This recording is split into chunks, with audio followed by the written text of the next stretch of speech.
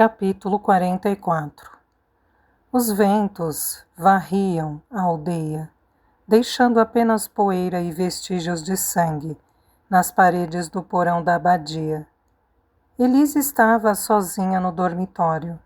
Seu rosto estava molhado, mas ela não tinha certeza se a umidade era das lágrimas ou do suor. Não sabia que horas tinha fechado os olhos ou como chegara à cama, se havia dormido com Daniele. Ela saiu da cama e foi para a cozinha. Daniele e Marie-Louise já estavam lá. Quando a viram, as duas se calaram, e ela percebeu que estavam tentando esconder alguma coisa. Mas ela não precisava mais de proteção. O que mais poderia lhe acontecer se já havia perdido tanto? Paris, o tio em Nova York, nada disso significava coisa alguma para ela agora. Elas estavam condenadas a ficar naquela aldeia, varrida pelo vento. Sua última e única esperança era Henry. Bom dia, Elise. Dormiu bem? Perguntou Marie-Louise. Quando Elise não respondeu, ela acrescentou, vai ficar tudo bem. Elise estava cansada de ouvir aquela frase idiota e sem sentido. Vai ficar tudo bem. Como alguém ainda pode me dizer que vai ficar tudo bem? Henry se foi, Daniele deixou escapar. O irmão veio buscá-lo, mas ele já tinha sumido, ninguém o viu partir. Elise sentiu um aperto no estômago. Ele não está escondido? Ou talvez tenha sido preso. Podem ter descoberto aquele panfleto escondido embaixo do colchão. Henry fugiu, Elise, disse Daniele.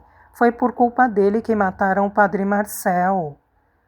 Daniele, você não sabe o que está dizendo. Você não pode culpar Henry. Depois que ele saiu da conversa com o oficial alemão, eles foram direto para o porão. De que mais provas precisamos? Disse Daniele, cuspindo as palavras com desprezo. Não dá para ter certeza, intercedeu Marie-Louise. Eu disse a ele que o irmão chegaria no dia seguinte. Talvez estivesse assustado, não queria ir morar com ele. Vocês duas sabiam disso. Não é culpa de Henry, exclamou Elise com a voz embargada. Ela correu para um canto da cozinha e ficou ali chorando. Não é culpa dele, não é, gritou entre soluços. Bem, também não temos culpa, explodiu Marie-Louise. Ninguém tem culpa, é uma guerra, acrescentou, cansada de tentar consolar outras pessoas. É bom você ainda poder chorar, eu não tenho mais lágrimas. O rádio tinha ficado na cozinha, embaixo da janela à vista de todos. Não precisavam mais se esconder para ouvi-lo.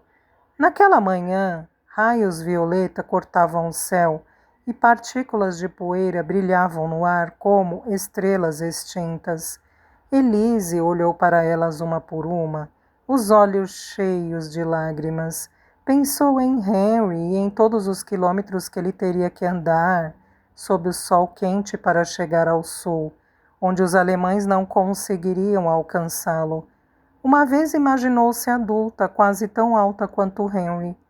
Ela até sonhou que Henry olhava para ela de maneira diferente e eles andavam de mãos dadas, sem alemães ou milicianos que pudessem deixá-los com medo. Tinha sido apenas um sonho. No rádio, ela ouviu as 4 primeiras notas da Quinta Sinfonia de Beethoven. Fora Henry quem lhe dissera que representavam o V da vitória no código Morse. Henry sabia tudo, mas agora, mais uma vez, ela havia perdido um amigo. Quantos mais a abandonariam? Não haveria mais bombardeios de perguntas a ele. Ninguém mais lhe contaria planos para derrotar os nazistas ou içar a bandeira francesa na Place de la Concorde. Ici, London. Les Français parlaient au français. Elise ouviu no rádio. Não era uma mensagem codificada, mas alguém falando diretamente a eles. Todas as três aproximaram-se do orador e a irritante interferência alemã silenciou. Hoje, dia 23 de agosto de 1944, as forças francesas do interior libertaram Paris. Uma unidade militar norte-americana ocupou Grenoble. Os aliados avançaram sobre as bases militares alemãs. A guerra acabou? Perguntou Elise. As outras duas não sabiam o que dizer e Marie-Louise desligou o rádio. Vamos para casa agora, não digam nada. Pode ser alarme falso ou uma mensagem falsa para assustar os alemães, disse ela tirando o avental. Saíram da cozinha. A luta contra os alemães podia ter terminado, mas a abadia permanecia em silêncio. O padre Auguste se trancara em sua cela.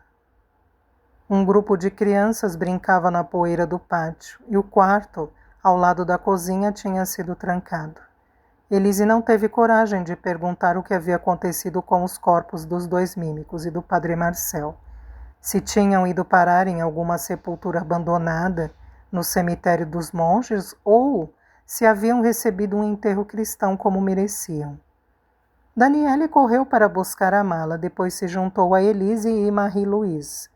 Vai estar mais segura em sua casa, disse ela a Marie-Louise, segurando com firmeza o seu tesouro. As ruas da aldeia estavam desertas, mas atrás das janelas e portas fechadas era possível ouvir gritos, aplausos, palavras isoladas que não era possível decifrar. Ao longe viram um grupo de homens chutando um animal que estava no chão. No começo, Daniele achou que tinham caçado um veado, um boche. Pegaram o assassino do padre Marcel. Espero que ele sofra e tenha o que merece. Elise disse a si mesma, com raiva contida. Elas encontraram um sapato de salto alto vermelho na poeira da estrada. Alguns passos adiante viram cabelos compridos e castanhos espalhados pelo chão. Definitivamente não poderiam ser de um soldado alemão. À medida que se aproximavam, começaram a ouvir gemidos e, finalmente, distinguiram o rosto machucado de uma mulher com a cabeça raspada. Um homem de peito nu lhe arrancou o vestido e ela desmaiou nua sobre os paralelepípedos. Ela sangrava entre as pernas e segurava a barriga como que para se proteger. Ela está grávida, confirmou Marie-Louise num sussurro. Vocês são uns animais, gritou e o grupo começou a se dispersar. Era a Viviane. Marie-Louise se aproximou dela, estendeu a mão e ajudou-a a se recompor. Viviane se recusou a pegá-la, acenando para ela ir embora, pois queria que a deixassem em paz. Que terminem o que começaram. A voz dela era grave e firme, os olhos brilhavam hostis. Não tenho mais nada a perder. Marie-Louise lançou um olhar de desafio aos agressores. Depois ajudou Viviane a se limpar da sujeira e dos vestígios de saliva. Ela se deixou arrastar até a entrada de sua casa. Elise correu para ajudá-la, enquanto Daniele abria a porta da frente. Viviane tinha cortes no crânio. Algumas mechas de cabelo ainda pendiam da parte de trás da cabeça. Havia um hematoma roxo ao redor do olho direito, e ela havia perdido alguns dentes da frente. Seus seios estavam manchados de sangue e sujeira. Marie-Louise se trancou no banheiro com ela. As meninas ouviram o som da água corrente que abafavam os soluços de Viviane. Uma guerra terminou, disse Elise. Agora outra começa. O que vai ser de nós? O que vai acontecer conosco? Elas entraram na sala e ligaram o rádio. Os alemães tinham começado a se retirar. O general estava a caminho de Paris. A suástica finalmente fora arrancada da Place de la Concorde. Elas passaram a noite reunidas em volta da mesa escura da cozinha, bebendo em silêncio um chá de ervas. Viviane estava vestindo um roupão de banho branco, com a cabeça raspada inclinada sobre a bebida. Ela parecia ainda mais jovem. Vamos a Paris, disse Elise, arriscando quebrar o silêncio. As outras simplesmente sorriram. Elise não sabia o que significava viver em paz. Desde que nascera, havia inimigos à espreita. Desde que podia se lembrar, seu único pensamento tinha sido sobreviver. Como seria Paris sem suásticas? Paris era a fotografia de Maman Claire, sorrindo em frente à Torre Eiffel. Os alemães podiam estar batendo em retirada, os aliados podiam estar avançando, o exército francês podia ter libertado Paris, mas nada disso traria Maman de volta. Vamos viver dias, semanas e talvez até meses e anos num verdadeiro caos, disse Marie-Louise. A França é agora um país sem governo. Só Deus sabe quantos alemães ainda estão escondidos por aqui e quantos outros, como o filho da esposa do padeiro, não sabem o que fazer com sua vergonha e seu medo. Pessoas desesperadas são capazes de qualquer coisa. Daniele não conseguia tirar os olhos de Viviane. Sentia uma grande compaixão pela moça. Ela a via como uma vítima dos alemães, não como a colaboracionista que os aldeões odiavam. Viviane tomava o chá aos goles, tentando evitar os cortes na boca. Os olhos ainda estavam cheios de lágrimas, mas ela não estava mais chorando. Quando percebeu que estava sendo observada, baixou ainda mais a cabeça. Amanhã é outro dia, murmurou e fechou os olhos. Ela não se sentia mais envergonhada.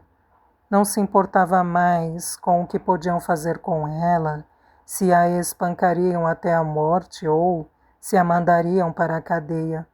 Ela já achava que estava morta. Até que sentiu chutes intermitentes na barriga e que a princípio confundiu com o estremecimento que agitava todo o seu corpo. Estava carregando outra vida dentro de si, um filho da vergonha, como eles gritavam, mas era filho dela. Outro chute do bebê fez com que ela esquecesse a dor e tentasse esboçar um sorriso, ou pelo menos era o que pensava, pois as outras não perceberam nada. Tudo o que viram foi seu rosto machucado contraído, ainda com crostas de sangue. Eu posso ter cometido um erro, ela continuou, numa cadência monótona, mas meu filho não é um erro. Estamos em guerra e o pai do meu filho está entre os inimigos, mas não estaremos em guerra para sempre. Não tenho intenção de fugir pelo resto da minha vida ou esconder meu filho. Que culpa ele tem? No dia seguinte, evitaram ouvir o rádio. Não queriam correr o risco de se decepcionar. Talvez os alemães tivessem contra-atacado, ou os soldados destinados a reforçar o fraco exército francês por algum motivo tivessem desaparecido nos arredores de Paris. Talvez, como muitas pessoas suspeitavam, o próprio exército fosse uma ilusão. Elas olharam pela janela e perceberam que a brisa de verão estava começando a recuar também. Marie-Louise podia sentir que seria um inverno rigoroso. Ao entardecer, retornaram à abadia, enquanto Viviane permanecia na casa da cozinheira. Ela precisava descansar e dormir o máximo que pudesse por vários dias. Elise a ouviu falando sozinha e andando pelo quarto, cabisbaixa e abatida pela culpa com que seu filho nasceria. Sempre que as dores nas pernas e nas costas aumentavam demais, ela se recostava no parapeito da janela fechada e, alguns segundos depois, levantava-se novamente e repetia a mesma rotina. Na abadia, a ausência do padre Marcel podia ser sentida em toda parte. Nos corredores, no altar, no pátio, nos rostos em luto e nos olhos tristes das crianças, que ainda não haviam encontrado alguém para adotá-las. Marie-Louise mergulhou na cozinha escura, onde Elise observou, calada, seu rosto contraído de dor. Houve uma época em que peregrinos costumavam vir aqui, disse Marie-Louise, sem esperar que alguém a escutasse. Agora, ninguém vem aqui estudar. Onde está a grandeza dessas paredes, que no passado abrigaram tanta sabedoria milenar? Onde estão o esplendor das imagens, o aroma do incenso, os cânticos? Ao ouvir isso, Elise deixou de ver a cozinheira como alguém capaz de enfrentar até o soldado alemão mais terrível, de salvar Viviane de ser apedrejada, de dar refúgio a duas meninas abandonadas. Agora ela não era mais do que uma anciã frágil, perdida no labirinto de suas memórias. Enquanto isso, Daniele vagava sem rumo, entre os pilares da igreja, evitando as crianças que encontrava. Para ela também o fim da guerra não significava nada. Estava tão perdida quanto Marie-Louise. Talvez fosse melhor viver a vida furtivamente, numa fuga constante, que dava sentido ao despertar de cada manhã, em vez de dormir em paz depois de perder a mãe. O que ela faria? O que poderia fazer dali em diante? Chorar?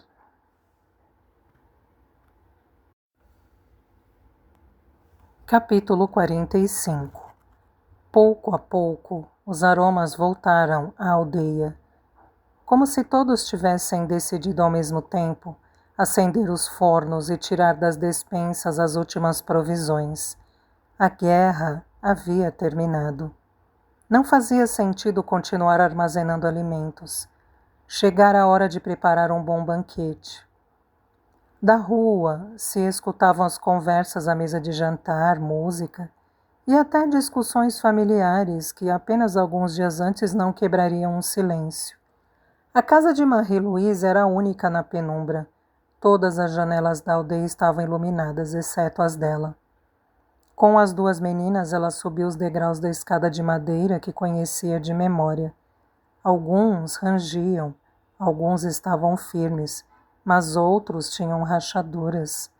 Ela evitava os mais barulhentos para não acordar Viviane, que parecia ter finalmente conseguido adormecer, depois de noites de insônia.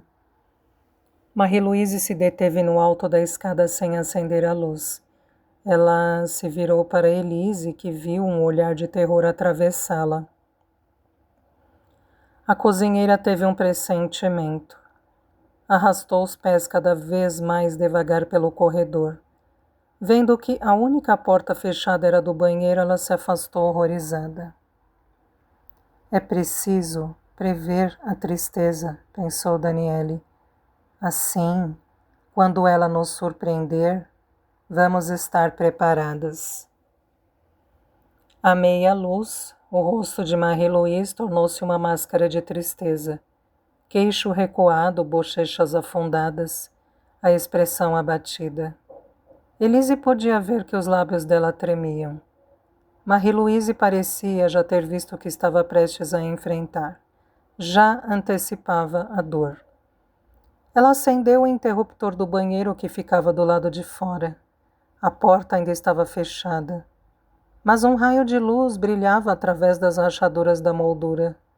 A navalha de luz transformou as três em silhuetas. Marie-Louise encostou a cabeça na porta, reunindo forças e tentando em vão considerar todas as diferentes possibilidades, embora tivesse certeza de que nenhuma delas fazia sentido. Se ao menos ela tivesse ficado em casa, se tivesse dedicado mais tempo a ela, escutado a moça desabafar. Uma pequena parte de Marie-Louise achou que ainda havia alguma esperança. E então ela a chamou em voz baixa, ao mesmo tempo que batia na porta. Viviane, repetiu várias vezes desejando um milagre. Girou lentamente a maçaneta. Agora, com a certeza de que a mulher que tinha protegido era outra memória distante. Com o rosto pálido, abriu a porta. A janela do banheiro estava aberta. Além dela, o céu noturno era de um violeta profundo, cravejado de estrelas. Para onde foi a lua? Perguntou Elise, suspirando. O ar frio que soprava da rua provocou um arrepio na espinha dela. Então o grito de Marie-Louise lhe causou um sobressalto. Quando a cozinheira caiu de joelhos nos ladrilhos rachados, Elise viu que a havia horrorizado. O corpo nu de Viviane flutuava na banheira, coberto por um espesso véu de sangue vermelho escuro. Do rosto pálido e inocente da moça, os ferimentos haviam quase desaparecido. Seus lábios estavam macios, seus olhos pareciam estar olhando as estrelas. Na boca havia um sorriso fixo, sem futuro. Na base do pescoço, entre as clavículas, havia uma ferida aberta. Era como se a cabeça dela quisesse se desprender e seguir seu próprio destino. O braço esquerdo estava pendurado na lateral da banheira, e perto da mão manchada de sangue brilhava uma navalha aberta, com uma imaculada alça de madrepérola. Os gritos de Marie-Louise rasgaram o profundo silêncio. Ela tinha os olhos fixos na navalha que já fora do marido. Havia muito tempo mantinha a lâmina na prateleira das toalhas, junto com um saquinho de lavanda. Mentalmente, podia ver Viviane entrando no banheiro e abrindo o armário. Ali, aninhada entre as toalhas perfumadas, estava a sua única salvação. Marie-Louise não podia deixar de pensar que fora ela quem deixara a morte ao alcance da pobre Viviane. Quando Viviane pegou uma toalha, a navalha deve ter caído no chão.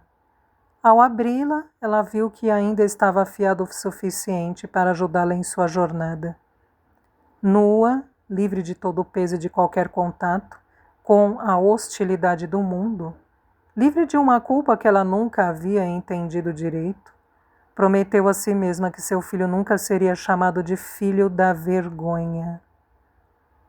Abriu a janela e deixou o brilho distante das estrelas iluminá-la. Estrelas que piedosamente escondiam os vestígios dos golpes e das feridas. Ela se acomodou o melhor que pôde na banheira fria de porcelana. Estava em paz. O tempo de dar explicações havia passado. Ela não teria mais que se proteger de ninguém. Pegou a navalha aberta e a lâmina de metal foi como uma carícia em sua garganta, sem gritos, sem lágrimas, sem agonia. Com a mão direita acariciou a barriga. Naquela noite, enquanto ouvia os soluços horrorizados de Marie-Louise, Elise percebeu que a cozinheira nunca voltaria a trabalhar na abadia. Ela se viu morando com ela e Daniele, e isso lhe trouxe um fugaz momento de conforto. As meninas aceitaram que, a partir daquele instante, eram a família da cozinheira. Tudo seria diferente, agora elas tinham um lar de verdade.